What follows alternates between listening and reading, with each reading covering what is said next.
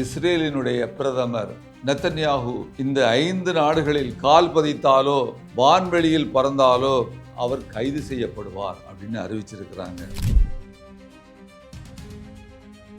அமெரிக்காவுக்கும் இஸ்ரேலுக்கும் இடையேயான முக்கியமான பாதை இப்படி கூடித்தான் போது அவங்க பறந்து போனோம்னா அந்த பாதையே முடக்கிற மாதிரி இந்த நடவடிக்கை நிகழ்கிறது.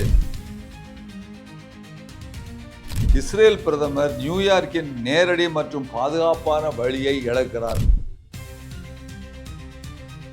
நிறைய வழி இருக்கு, ஆனா ரொம்ப சேஃபா இப்படிதான் போக முடியும். மற்ற இடத்துல ராக்கெட்டை வச்சு யாராவது அடிச்சிட போறாங்க. அப்போ இந்த சேஃபான பிளேஸ வழிய அவர் இழந்துடுறாரு.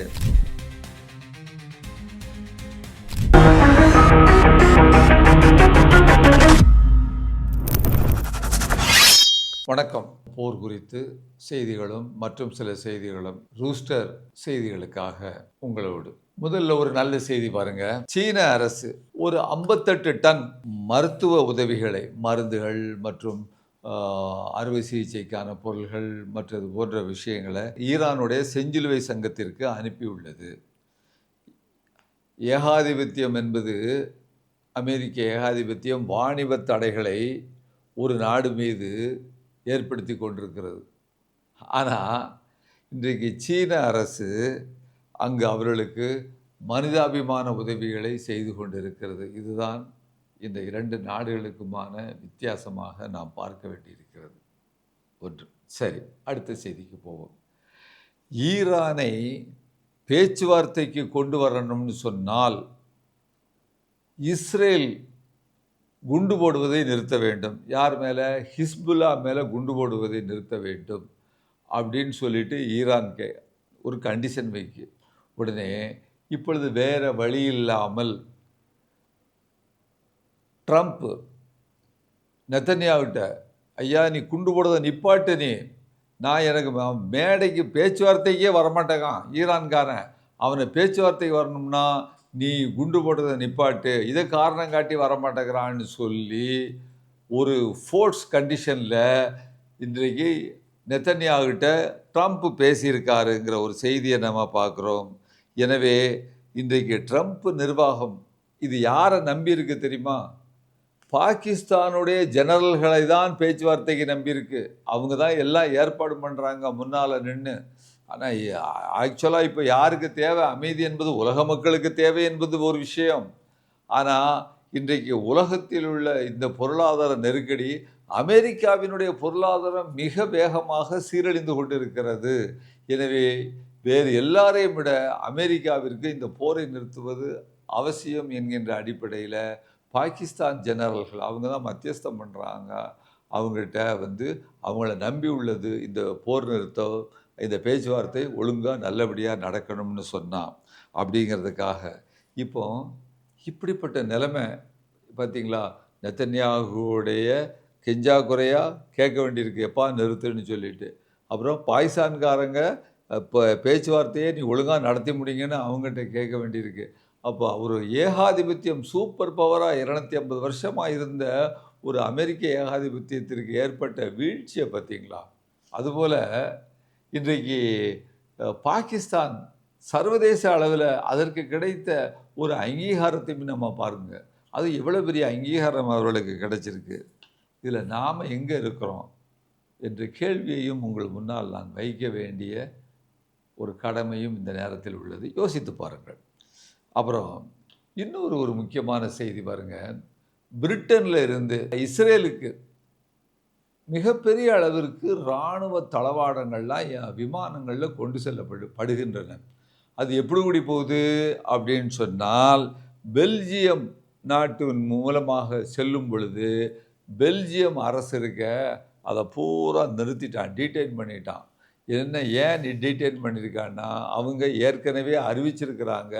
இந்த பெல்ஜியம் அரசை என்ன அறிவிச்சிருக்காங்கன்னு கேட்டிங்கன்னா, என்னுடைய நாட்டு விமான வான்வெளி மூலமாக இஸ்ரேலிற்கு எந்த விதமான ஆயுதங்களும் ஆயுத தளவாடங்களும் செல்லக்கூடாது என்று ஏற்கனவே தடை விதித்த காரணமாக அவர்கள் இன்றைக்கு இங்கிலாந்தினுடைய அந்த விமானங்களை முடக்கி இருக்கிறார்கள் என்ற செய்தி. நல்ல செய்தி. பெல்ஜியத்தை வாழ்த்துவோம். அப்புறம் இன்னொரு முக்கியமான செய்தி, இது ஒரு ஆச்சரியமான செய்தியும் கூட, அதாவது விந்தையான செய்தியும் கூட. பாருங்க, திடீர்னு ஒரு பல்லாயிரக்கணக்கான தேனீக்கள் இஸ்ரேலில் பல பாகங்களில் அந்த நாட்டில், அதாவது குறிப்பாக பாலஸ்தீனர்களுடைய இடங்களை பிடித்து இந்த செட்டு இவங்க கொண்டு இஸ்ரேலியர்களை பூத்துவாங்க தெரியுமா, முக்கியமாக அந்த இடங்களில். மற்றும் இஸ்ரேலுடைய பல இடங்களில் ஆயிரக்கணக்கான பல்லாயிரக்கணக்கான தேனீகள் மக்களை தாக்கி கொண்டிருக்கின்றன. ஒரு செய்தி ஒரு விந்தையான செய்தியாக இருக்கிறது.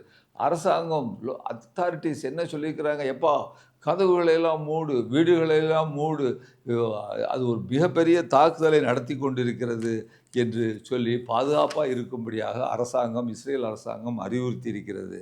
இப்போ பாருங்கள், இஸ்ரேலை விட்டு சுற்றுப்பயணிகள்லாம் அங்கேருந்து போயிட்டாங்க, காலி பண்ணி. முதலீட்டாளர்கள் இன்வெஸ்ட்மெண்ட் பண்ணுறவன் அவன்லாம் அங்கேருந்து இஸ்ரேலிருந்து காலி பண்ணி போயிட்டான். ஐரோப்பிய கூட்டாளிகள் நேட்டோ எல்லாம் பின்வாங்குறான், இஸ்ரேலோட நிற்கிறதற்காக பின்வாங்குகிறார்கள். கத்தோலிக்க கிறிஸ்தவ சபை இன்றைக்கு ஒரு நாகரிகத்தை அழித்து விடுவோம் என்று சொன்ன காரணத்திற்காக பயங்கரமாக விமர்சனம் செய்கிறார்கள், போப்பாண்டவர் உள்பட. அப்படிங்கும் பொழுது இப்பொழுது தேனீக்களும் தாக்க ஆரம்பிச்சிருக்கின்றன என்று சொல்கிற ஒரு செய்தி தான் முக்கியமான செய்தி. சில வாரங்கள், ஒரு வாரமோ 2 வாரத்திற்கு முன்னால் நம்ம காணொளியில் ஏற்கனவே பேசியிருக்கோம். காகங்கள் மிகப்பெரிய அளவுக்கு பல்லாயிரக்கணக்காக இஸ்ரேல் பூரா சுற்றி வந்தன. இப்பொழுது தேனீக்கள் தாக்கி கொண்டிருக்கின்றன அப்படின்னு சொன்னால், அப்போது என்ன விமானங்களே பறக்க முடியாத அளவுக்கு அது தாக்கிட்டு இருக்கு. விமானங்கள் உள்ளே அந்த இன்ஜினுக்குள்ளே அது போயிட்டுனா சக் பண்ணி போயிட்டோன்னா விமானங்கள் பழுதாயிரும் அப்படிங்கிற மாதிரி ஒரு செய்தியும் கிடச்சிருக்கு. அப்போது இயற்கையே இஸ்ரேலுக்கு எதிராக திரும்புகிறதா? பிரபஞ்சம் ஏதாவது இந்த இஸ்ரேலுக்கு செய்தி சொல்லுகிறதா? நீ இயற்கைக்கு விரோதமாக இயங்கி கொண்டிருக்கிறாய், என்னுடைய மக்களை, அதாவது இயற்கையின் மக்களை லட்சக்கணக்கில் கொன்று கொண்டிருக்கிறாய் அப்படின்னு ஏதாவது செய்தி சொல்கிறதா? தெரியலை. ஆனால் கேட்பவர்கள் கேட்கட்டும், இந்த செய்தியை உங்கள் முன்னால் சொல்வதற்கு நான் கடமைப்பட்டிருக்கிறேன். அப்புறம் பார்த்தீங்கன்னா, நெத்தன்யாகு இஸ்ரேலுடைய அந்த பிரதமர் என்ன சொல்கிறாரு, ஸ்பெயின் தன்னுடைய தனித்தன்மையை இழந்து விட்டது அப்படிங்கிறார். ஸ்பெயின்னா யார்? முதல்ல ஐரோப்பாவில் அந்த பெட்ரோ, அந்த பிரைம் மினிஸ்டர் இருக்கார், அவர் தான் உங்களுடைய அமெரிக்காவை பார்த்து சொன்னாது, உங்களுடைய போர் என்னுடைய போர் அல்ல, எங்கள் பகுதியின் மீது விமானங்கள் பறக்கக்கூடாது, எங்களுடைய படைகளை நாங்கள் திரும்ப பெற்றுக்கொள்கிறோம் அப்படின்னு சொல்லிட்டு பாலஸ்தீனுடைய அந்த தூதரை முதல்ல ஸ்பெயினில் துறந்து ஸ்பெயினுடைய தூதரை பாலஸ்தீனுக்கு அனுப்பியது முதலாக ஐரோப்பாவில் ஸ்பெயின். அந்த நாட்டை பார்த்து சொல்கிறாரு நெத்தன்யாகு, தன்னுடைய தனித்தன்மையை இழந்து விட்டது, ஒழுக்க ரீதியாக பலவீனமாகிவிட்டது. அது வேற ஒரு இன்னும் கலோக்கியலாக சொல்கிறாருந்தா, ஒழுக்கங்கெட்டு போயிட்டு ஸ்பெயின் அப்படின்ட்டு நெத்தன்யாகு சொல்கிறாரு. அப்போது பதிலுக்கு பெட்ரோ சொல்கிறாரு, ஸ்பெயின் பிஎம், அப்படியா? அதனால தான் ஸ்பெயின் தலைமையில் 26 நாடுகள் இஸ்ரேலு உடனான அந்த பாதுகாப்பு உடன்படிக்கைகளை எல்லாம், அந்த டிஃபென்ஸ் ட்ரேடு எல்லாத்தையும் ரத்து செய்துட்டாங்களோ நீங்கள் சொல்கிறதுனால அப்படின்னு சொல்லிட்டு அவர் பதிலாக ஒரு பெல்ட் ட்ரீட்மெண்ட்டு, சரியான விமர்சனத்தை கொடுத்துருக்கிற ஒரு செய்தியை பார்க்குறோம். இன்னொரு செய்தி பாருங்கள், சவுதி அரேபியா ஒரு பெரிய யூட்டர்ன் எடுக்குது. என்ன யூட்டர்ன்னு சொன்னால், அவர் அறிவிச்சிருக்கிறாரு சவுதி அரேபியாவிலிருந்து, நாம் இனிமேலும் ட்ரம்ப்போடு நிற்க முடியாது, we cannot stand with Trump முதலில் அவரை காப்பாற்றி கொள்ளட்டும், முடிஞ்சால் அவங்கள காப்பாற்றிக்கிட்டோம், அதுக்கப்புறம் நம்மளை காப்பாற்றுவது குறித்து அவர்கள் யோசிக்கட்டும், அதனால் நீ உன் ஜோலியை பாரப்பா அப்படின்னு சொல்லிட்டு, உன்னை பார்த்துக்கோ, என்னை காப்பாற்றுக்கலாம் முயற்சி பண்ணாத, உன்னால் முடியாதுன்னு சொல்லிட்டு சவுதி அரேபியா சொல்லுது. கடந்த 80 ஆண்டுகளில் முதன்முறையாக சவுதி அமெரிக்காவிற்கு நோ அப்படின்னு சொல்லியிருக்குங்கிற ஒரு செய்தியை பார்க்கிறோம். அப்புறம் இன்னொரு செய்தி பாருங்கள், ஒவ்வொரு நாடாக ஐரோப்பிய நாடுகள் ஈரானோடு ஒரு ரகசியமாக மறைமுகமாக ஒப்பந்தம் செய்து வருகிறார்கள். என்ன ஒப்பந்தம் செய்கிறாங்க? அதாவது இந்த நீங்கள் எங்களுடைய நாட்டு ப்ராப்பர்ட்டிஸு மற்ற விஷயங்கள் பேங்கில் பணங்கள்லாம் வந்து அமெரிக்காக்காரங்க சொன்னதுனால முடக்கியிருக்கீங்க இல்லையா, ஃப்ரீஸ் பண்ணியிருக்கீங்க, அதெல்லாம் ரிலீஸ் பண்ணுங்க. நாங்கள் என்ன செய்கிறோம் அப்படின்னு சொன்னால், இந்த ஹோர்முஸ் ஜலசந்தி மூலமாக உங்களுக்கு யார் எங்களோடு இந்த உடன்படிக்கையில் போடுறாங்களோ அவர்களுக்கு குறைஞ்ச விலையில் கட்டணத்தை குறைக்கிறோம் அப்படின்னு சொல்லியிருக்கிறாங்க. ஒரு நல்ல ஒரு ஏற்பாடு தான். பெரும்பான்மையான அந்த ஐரோப்பிய நாடுகள் இந்த உடன்படிக்கைக்கு ஒத்துக்கொண்டதாக நமக்கு செய்தி வருகிறது. இது ஒரு நல்ல செய்தி. அப்புறம் எப்படி உடையுது பாருங்க நேட்டோ, அதுதான் முக்கியம். அப்புறம் ஈரான் 52 பில்லியன், மில்லியன் இல்லை பில்லியன், அதற்கான ஒரு இராணுவ ஒப்பந்தத்தை யாரோட போட்டிருக்குன்னு கேட்டிங்கன்னு சொன்னால் வந்து பிரிக்ஸ் நாடுகளோட போட்டிருக்கு.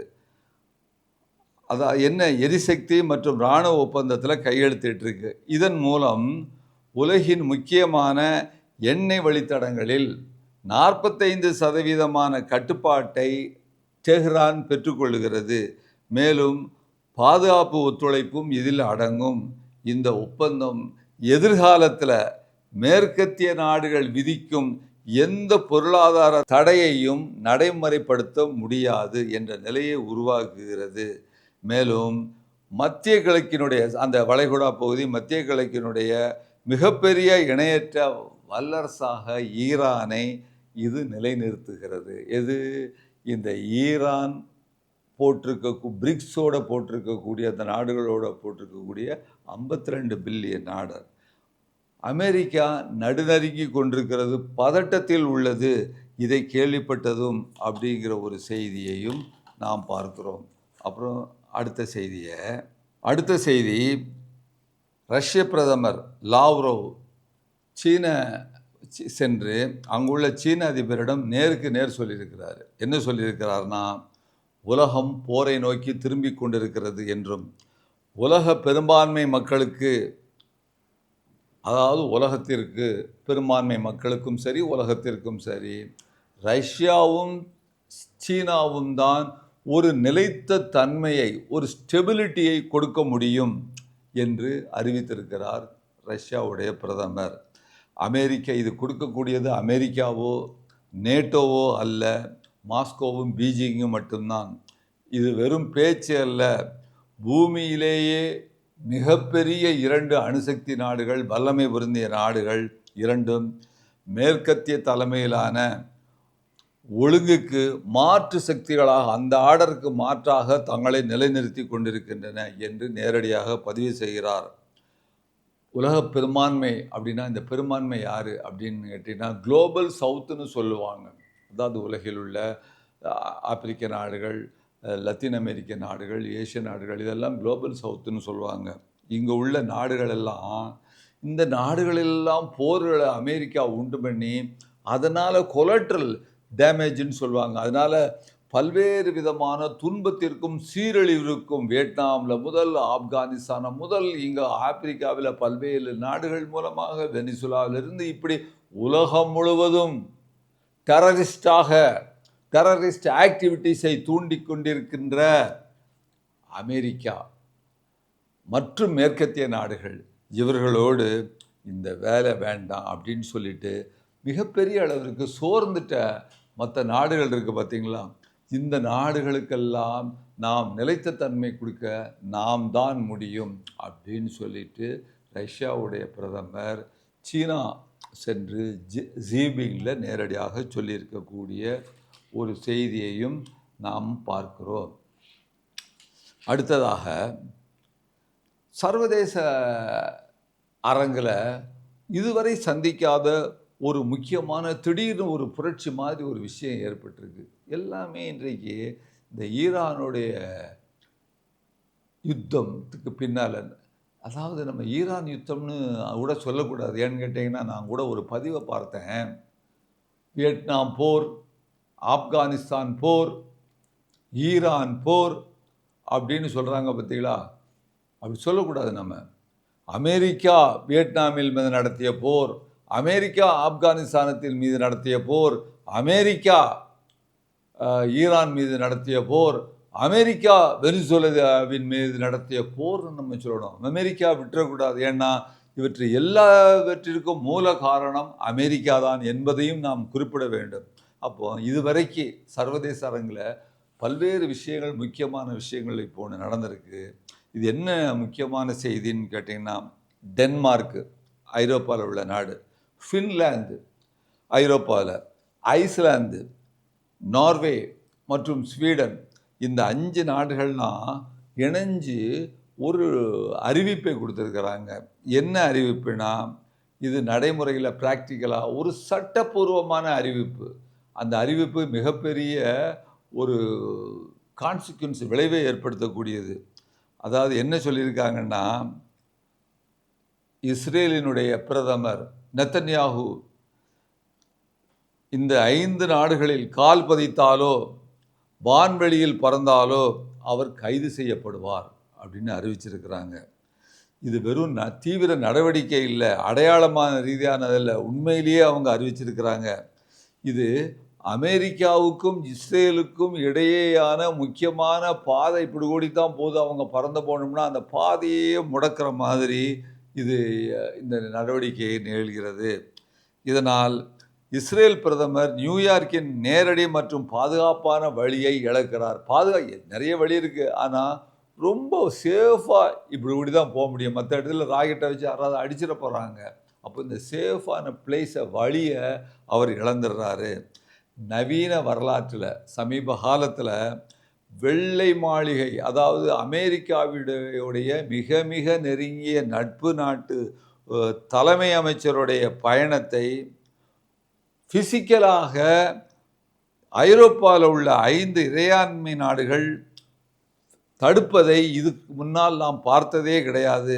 சர்வதேச குற்றவியல் நீதிமன்றத்தில் அவர் ஆஜராகணும்னு கைதாணை, அரெஸ்ட் வாரண்ட்டு கொடுக்கக்கூடிய நிலைமையில், ஒரு ஏவுகணை நெருக்கடியெல்லாம் இருக்கக்கூடிய இந்த காலகட்டத்தில் வெஸ்டர்ன் அலையன்ஸ், நேட்டோ அலையன்ஸ் கண் முன்னாலே சிதறி கொண்டிருப்பதை நாம் பார்க்கிறோம்.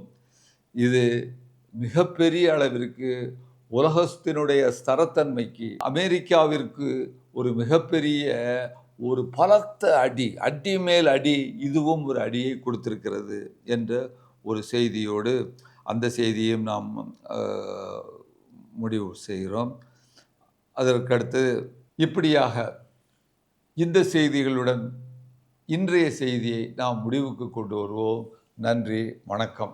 ஊடகம் கார்ப்பரேட் அரசியல்வாதிகளின் கைப்பாவையாக, அடிமைகளாக இருந்தது போதும். இனி சாட்டை எடுத்து சுழற்றும் நேரம் வந்துவிட்டது. ஊடகம் பொதுமக்களாகிய உங்களுக்காக, உங்களாலேயே இயக்கப்பட வேண்டும். ஊடக சுதந்திரத்திற்காக உங்களின் பங்களிப்பை இன்றே அளித்திடுங்கள்.